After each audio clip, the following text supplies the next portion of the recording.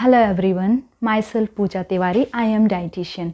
आज हम आपको बताएंगे हाइपोथायराइड क्या है, वो किन कारणों से होती है, उनके क्या लक्षण होते हैं और उनमें किन बातों का ध्यान रखना चाहिए और किन भोज्य पदार्थों को हमको खाने में लेना चाहिए और किन को नहीं लेना चाहिए।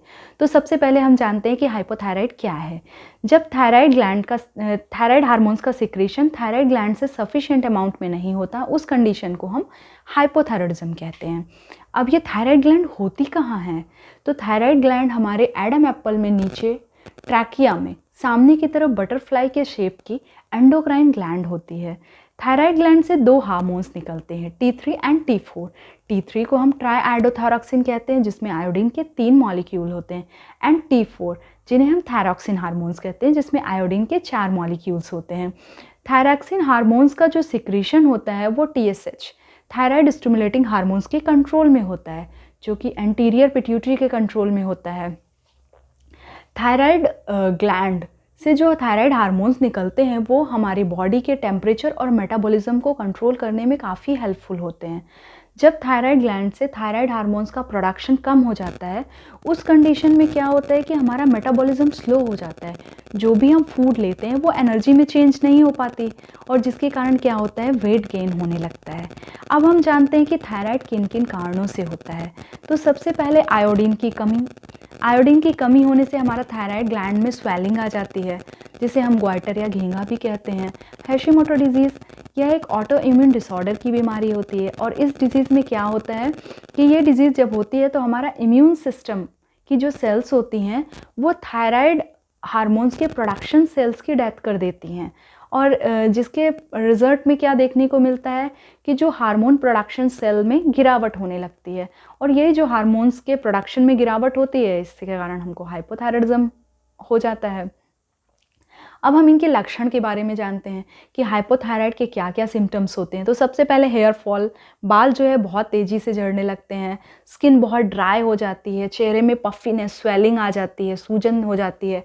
जो हमारा ग्वाइटर होता है, थायराइड ग्लैंड होती है, उसमें सूजन मतलब स्वेलिंग आ जाती है और भूख में कमी हो जाती है। उसके साथ कॉन्स्टिपेशन होने लगता है, मेमोरी लॉस हो जाता है, कुछ भी याद नहीं रहता, इरिटेशन होती है बहुत ज़्यादा, हार्ट बीट हमारी स्लो हो जाती है। इसके साथ ही हमको हैवी मेंसेस होते हैं, बहुत हैवी ब्लीडिंग होती है और इनफर्टिलिटी, प्रेगनेंसी कंसीव नहीं होती है। ऐसे लक्षण हमको हाइपोथायराइड में देखने को मिलते हैं। अब हमें किन किन बातों का ध्यान रखना चाहिए? तो थायराइड होने पे आपको डॉक्टर के द्वारा थायरॉक्सिन सोडियम टैबलेट एडवाइस की जाती है।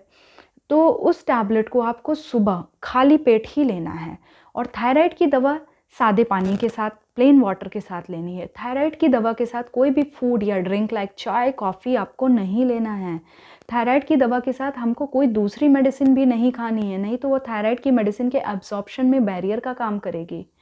ना आपको थायराइड की मेडिसिन का रिजल्ट मिलेगा, ना दूसरी मेडिसिन जो आप लिए हैं उसका रिजल्ट मिलेगा। इसलिए दोनों दवाओं के बीच में कम से कम आधे से 1 घंटे का डिफरेंस रखना है। डिपिंग टी लेनी है, चाय बनाने की साधारण विधि को छोड़कर। जब हमारी चाय कंप्लीट बन जाए तो लास्ट में चाय पत्ती डालना है और छान लेना है।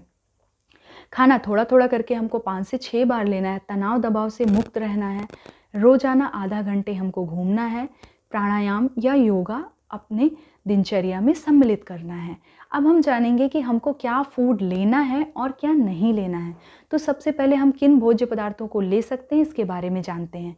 तो हम अपने डाइट में flaxseed, fatty fish, fish oil, बादाम और अखरोट ये इंक्लूड कर सकते हैं, क्योंकि ये ओमेगा 3 रिच होते हैं। ये हमारे हाइपोथायराइड के लिए काफ़ी फ़ायदेमंद होते हैं।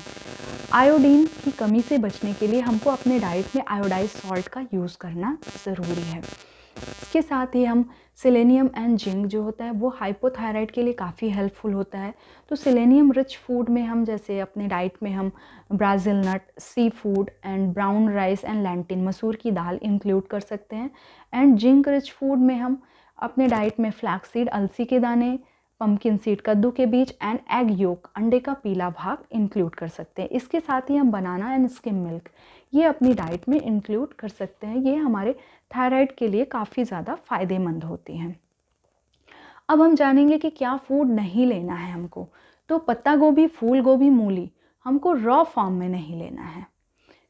जैसे पेशेंट पूछते हैं क्या हम पत्ता गोभी, फूल गोभी, मूली कभी नहीं खा सकते? तो जैसा मैंने अभी बताया, रॉ फॉर्म में नहीं लेना है। आप पत्ता गोभी, फूल गोभी, मूली को प्रॉपर कुक करके उनका यूज़ कर सकते हैं, लेकिन आप इनको रॉ फॉर्म में नहीं लेंगे।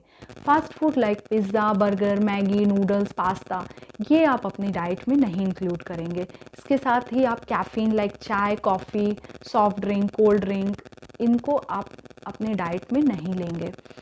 अब सबसे इम्पॉर्टेंट बात है कि आपको रेगुलर बेसिस पे 1 ग्लास पानी में 1 चम्मच साबुत धना रात को भिगा कर रख देना है।